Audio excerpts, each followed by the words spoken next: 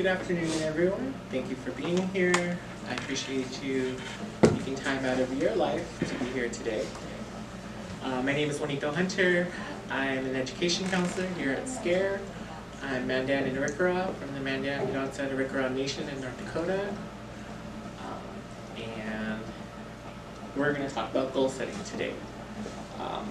You have a worksheet in front of you that has a medicine wheel on it. And we're here to talk today about goals. We all have goals. Some goals, maybe it is to win the lottery. Maybe a goal is to get a job. Maybe a goal is to lose a couple pounds. Maybe our goal is to just, get through this workshop. We all have different goals, and they have different lengths of time that they take to complete them. And at the end of the day, we want to achieve our goals. We want to achieve what we set out to do. So hopefully, this workshop, these worksheets, will help you get to your goal, the end goal. So I'm going to give you a few seconds, a little bit, to think about anything that's going on in your life right now. Maybe you're going to school. Maybe you want to finish the semester. Think of a goal that you can work toward. And I just want you to answer this question. How clear are you about your future path? If you have no idea, that's okay. If you have some idea, maybe you kind of started to form a plan, maybe you have a good idea. You already know what you're going to do, you already know what you want to do, and you're just going to get there. You have a very good idea, maybe you're already working towards it. And if you're already working towards it, you might know exactly what you need to do. So while you're thinking about that,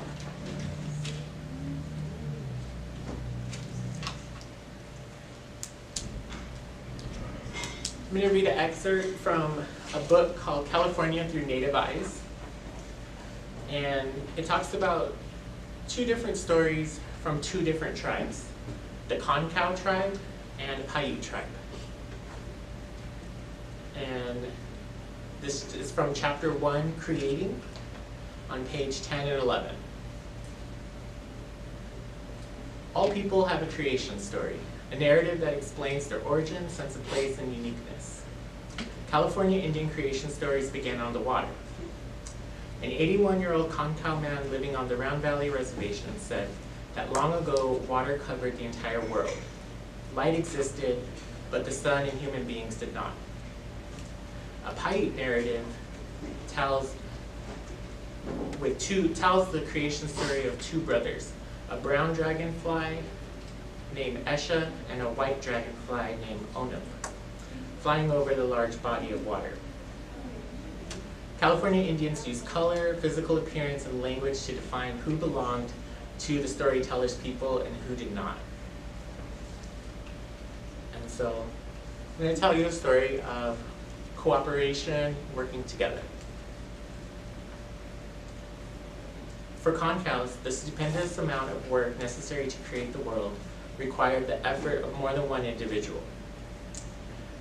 This is explained that Turtle swam from the north and met Earthmaker on the boat.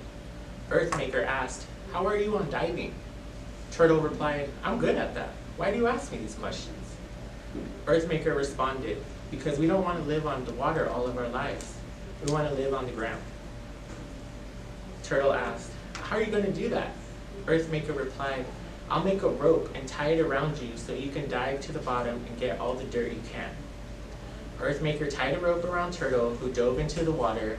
When Turtle reached the bottom of the water, he filled his ears, fingernails, and mouth full of dirt.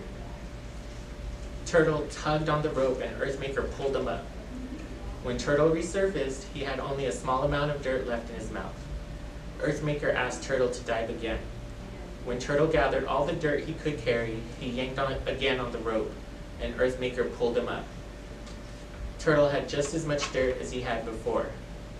Earthmaker flattened the dirt and put the disc on the boat's south stern. Earthmaker instructed Turtle, "We shall lie down and rest. When Earthmaker awoke, the water had receded, land appeared, and Turtle had left, following the water. In Paiute creation story, the creators cooperated in order to work to create the world. The brown dragonfly Esha asked his brother, the white dragonfly Unup, to make land. After flying for several days, Unup said, "Esha, I figured out a way to make land, but you must help me the best you can." Unup asked Esha to sing as they flow. After singing for a few days, a dab of dirt appeared on Unup's hand. He threw the dirt into the water and it floated. And it floated. Unup and Esha sang again, and another bit of dirt appeared in Unup's hand. He threw the dirt onto the water and it spread out to make a small island. When we're working towards our goals, it can become exhausting. We can get tired. We have days where we get tired. But you're not alone. Just like when Esha and Unup were making the world, they depend on one another. They depend on their friends, on their brothers, on their caseworkers, and friends. People you meet along the way.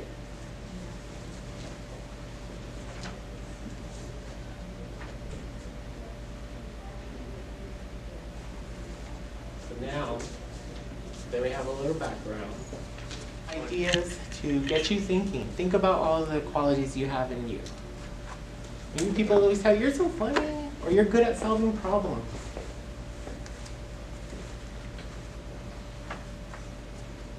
"You're a good cook." "Thank you, you're such a good singer." And then you can come up with as many as you can fit in that bubble.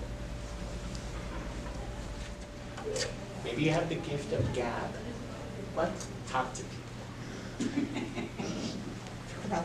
Talk about anything, about any time. Maybe you're a good dancer.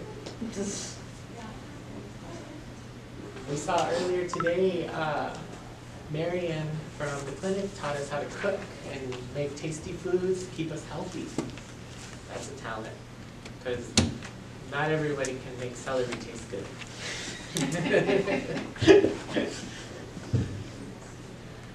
Alright.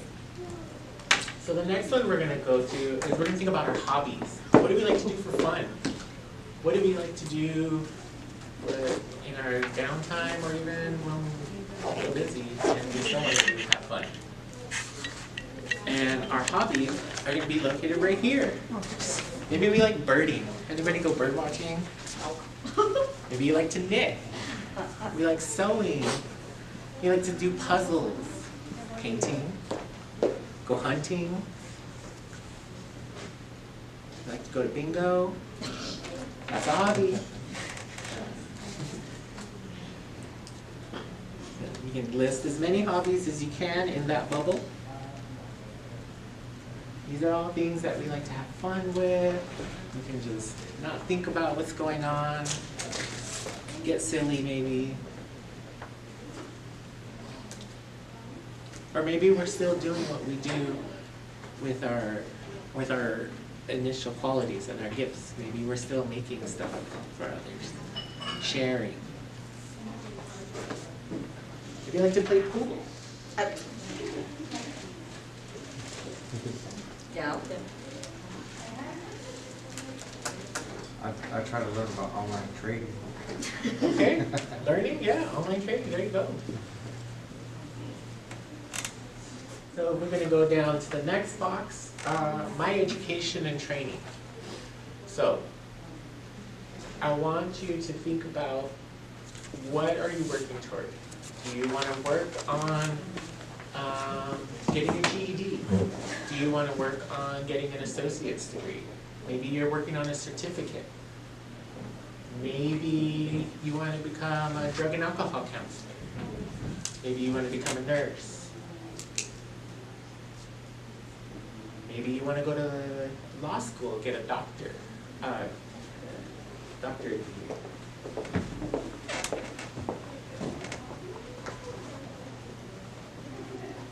Associate's degree, bachelor's, master's, PhD.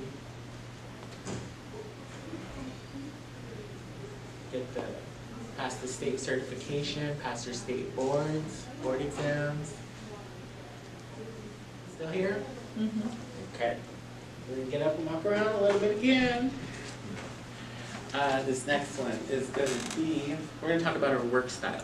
Oh, Jesus. How are we as working on a team, working at work?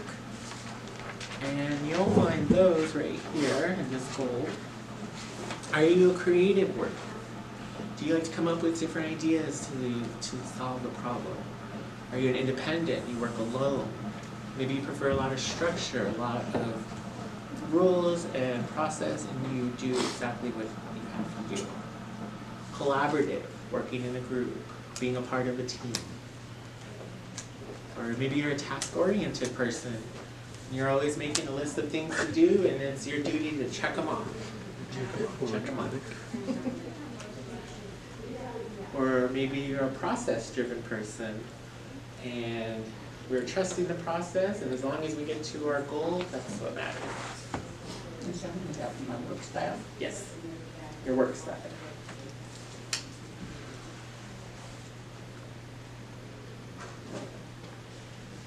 Do you want to work on a team? Do you want to work alone? Do you want to have a lot of structure or a lot of free time?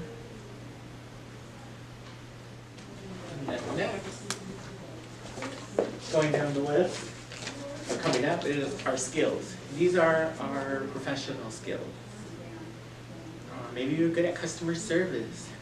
Maybe you know how to speak and answer the phone in a professional manner. And maybe, and if you need some ideas, we have some right here. You're an honest person. You have compassion for others. You're generous. People can tell you things, and you will keep their things in confidence. Showing humility, being adaptable. That's what I'm trying to think. Adaptability.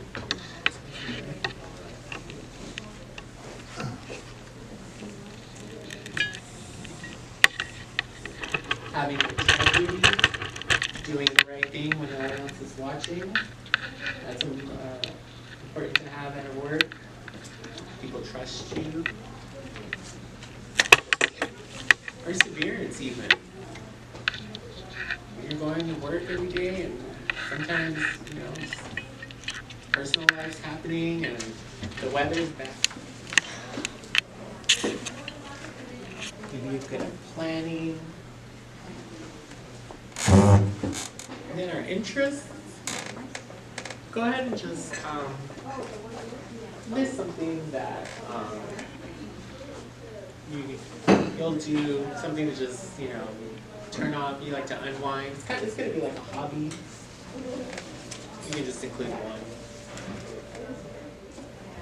So then the last one we have is our lifestyle. What kind of lifestyle do we want to live? If you need some prompts, we have some here. You could be a beach bum. Just live on the beach. Maybe you want to worry about surfing. Maybe you want to be a homesteader. Go build a house somewhere with land and like dig a well and stuff. Do you want to be a van life? You want to live in a van, live out of a van? You got some nice vans these days. Like all the hookups.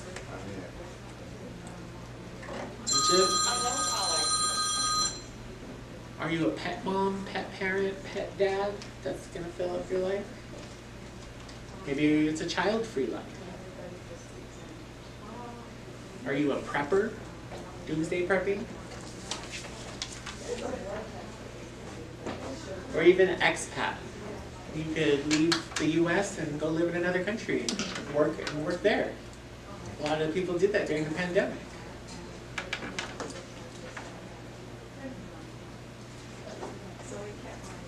Maybe you want to be on the res. That's okay too.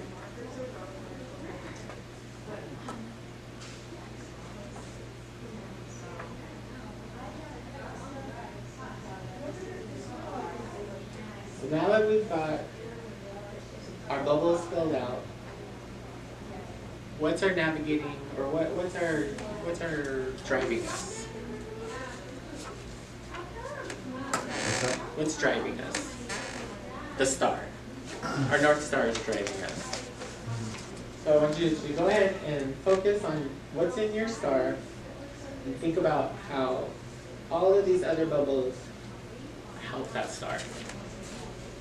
They're a part of you. And while you're thinking about it, close your eyes and imagine what your perfect, ideal life is.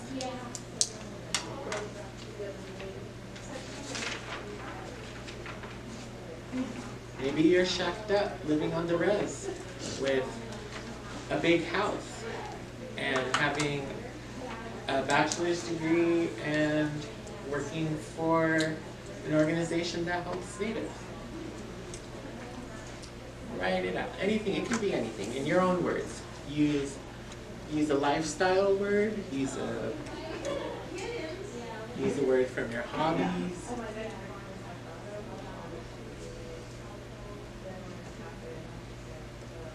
Maybe you want to have 5 cars, living on the beach. Maybe you want to live on a commune ranch with all your other like-minded friends, and you guys grow a farm and take care of you. So as you finish up writing what's your ideal life, go ahead, pick it up and read it to yourself.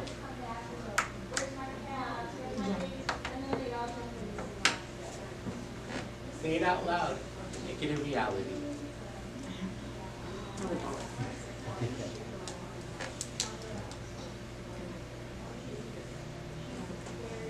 All I'm really worried about is a big nest egg. A big nest egg. So,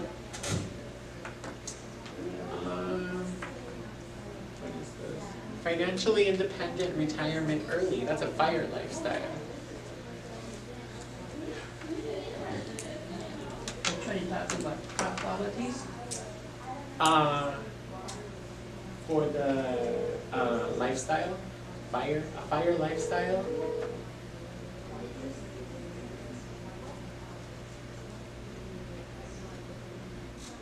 Financial independence and retirement early. Okay.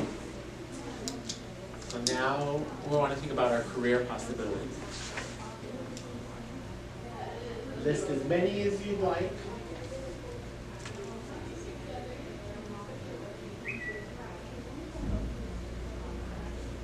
Think about from when you were small, what did you want to be when you grew up? So think about this morning. What did you think about this morning? What do you want to be? I already know what I'm gonna do. A caregiver, so I was just technically working up to be a CNA, so. So you're going to start off being a caregiver, work your way up to become CNA. That's a goal. Maybe it's to find an apartment too. I need that too.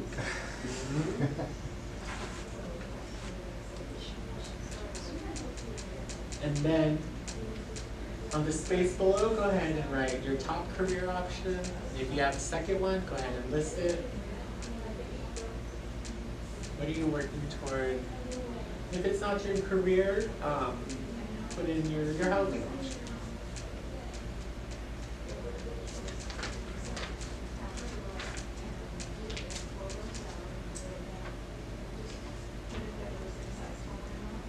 So now I'm going to ask you, do you have a plan to get there?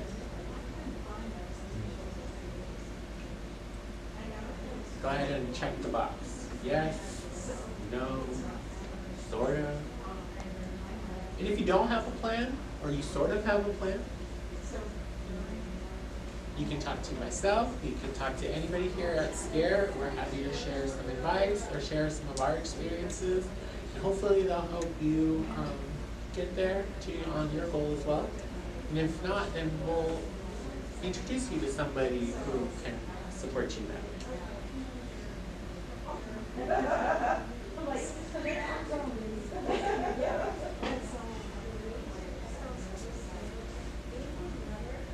So right now, we're going to talk about 3 different kinds of goals, 3 types of goals.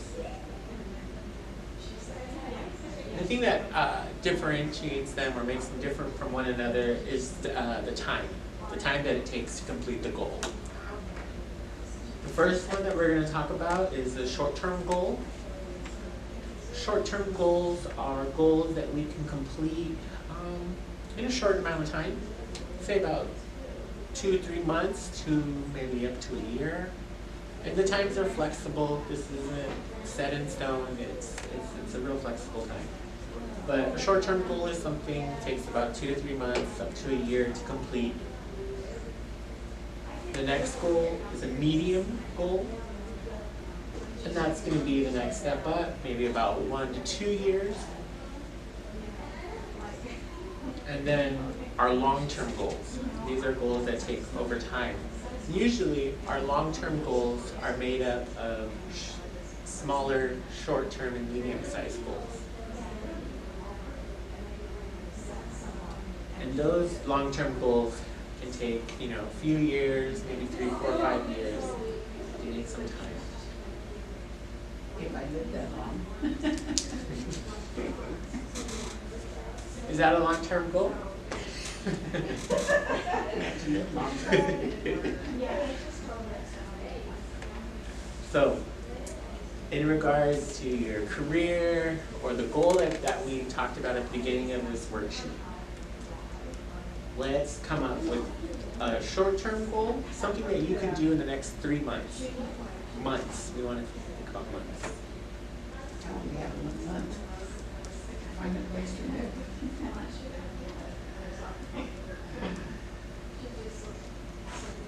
There's so many things I want to do.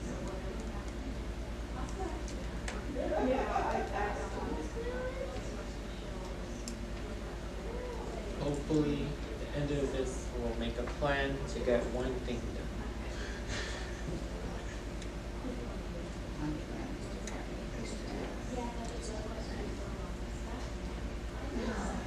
So maybe you need to complete a certification or CPR training soon.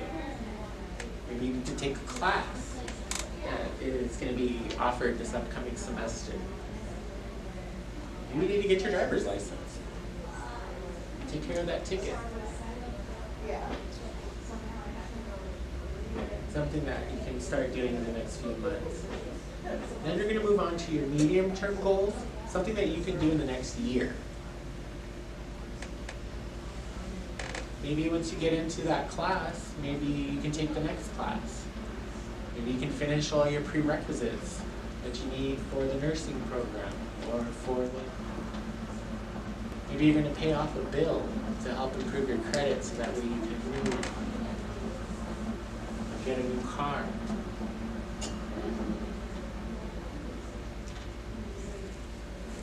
And then what's your long-term goal? That license, that certification, that home sweet home mat.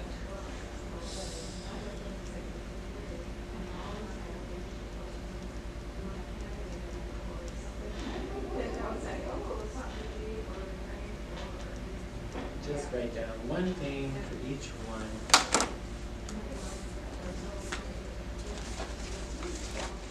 So, now we gotta do it.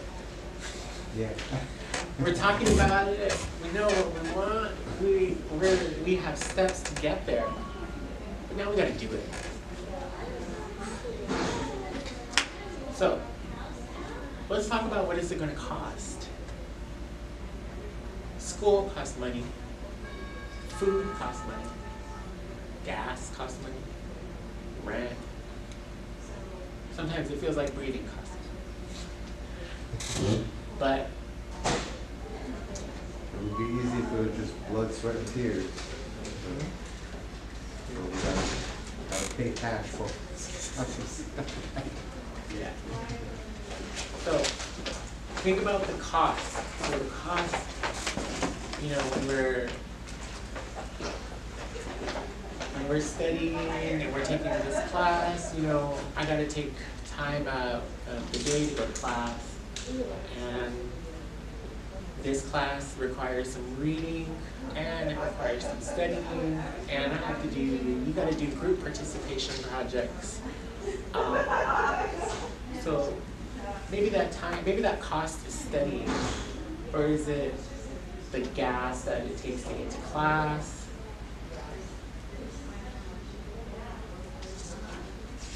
Or maybe it's spending a little less time with your family, going to school and working. Maybe you're working part-time. Maybe you're not seeing or spending as much time with your family or doing your hobbies. But when we think about the benefits, what is this, all of this hard work paying off? Staying after class to study, to get good grades, to make sure you get that scholarship. Or working 2 jobs right now, so that way you can get a full-time job.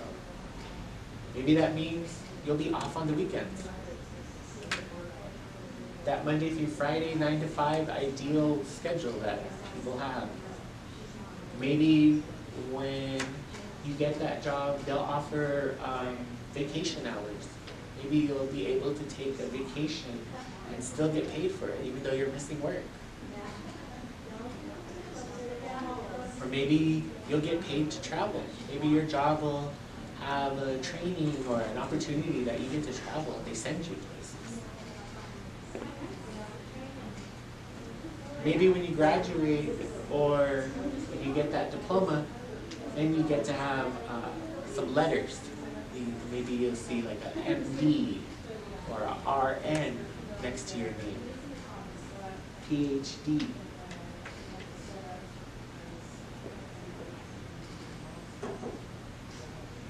I always thought a parking spot was cool.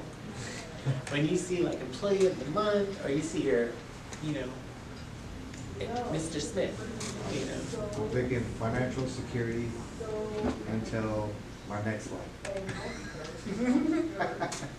Realistic.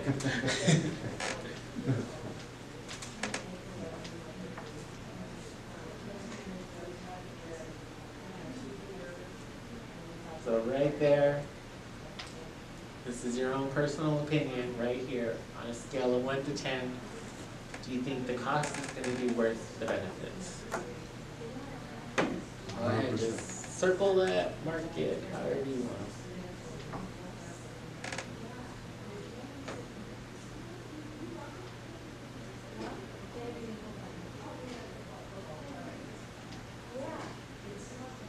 So now think about it.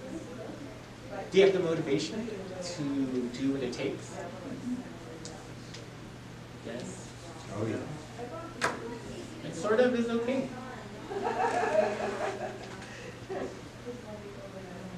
And right here with our hand, this hand, I want you to name 5 people. Who's going to support you? Can they be mythical figures?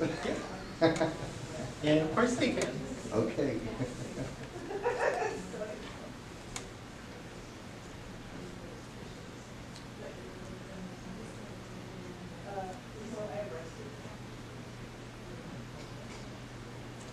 You know, for myself, growing up, I grew up with a single mom who also participated in workforce programs like this that we offer here at SCARE.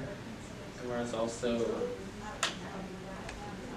my grandmother was a caregiver for my little brothers in the TANF program growing up. And the one thing that my mother in our household that she always was certain about was that after 18, you gotta move out. You're not sticking around here, you're not staying around here. But I realized my mom was just trying to make me be less dependent on her and a little bit more independent. Because I've learned that you can always come home. You can always go home, rebuild. You can get back on your feet again. Maybe home is not with your family or your parents, but we choose our family and we can make home. Maybe they're friends, lifelong friends that we've had, and they're just like family.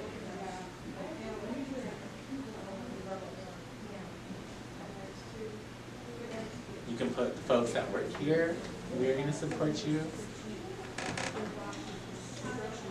I'm a higher power, myself. My pets I will take care of. Because I plan on getting a cat and dog.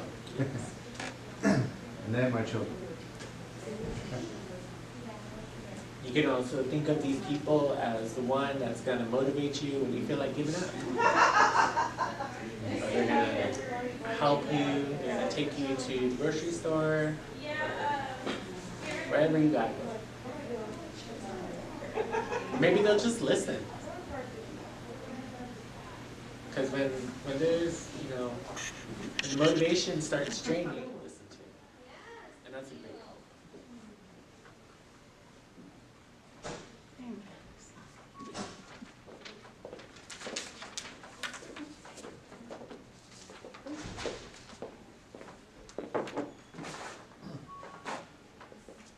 So I hope at the end of this, now that we've concluded the goal that you're working on, hopefully your road, your path is a little more clear now.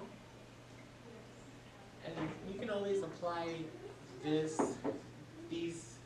tools to any goal. When you think about it, who's going to support me? You can think of a handful of people. If you want to work toward, maybe you're going to run a marathon, and you think of 5 people. Maybe they're all people that run, maybe they're all people that are healthy. But then you do that, you run the marathon. And then you have another goal. Maybe your next goal is to learn how to fix a bike. You can do the same thing. Think about your qualities. Think about what you're good at, what you know. And then think about what is your goal. Maybe if it's to fix the bike, okay, it's to fix the bike. And then again, weigh it out. Is it going to be worth me fixing this bike? Is it going to, this 45 minutes, 2 hours, maybe the afternoon? And if I need help along the way, who can I call? Who's going to, pass me a tool, or who's going to show me some advice putting the chain on? Those are those 5. And they'll help you get to the lifestyle that you imagine, that you visualize, that you said out loud to yourself.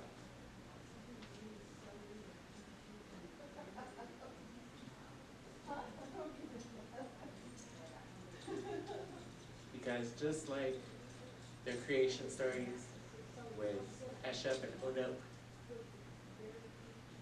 we always need help from another person. We can always ask for help.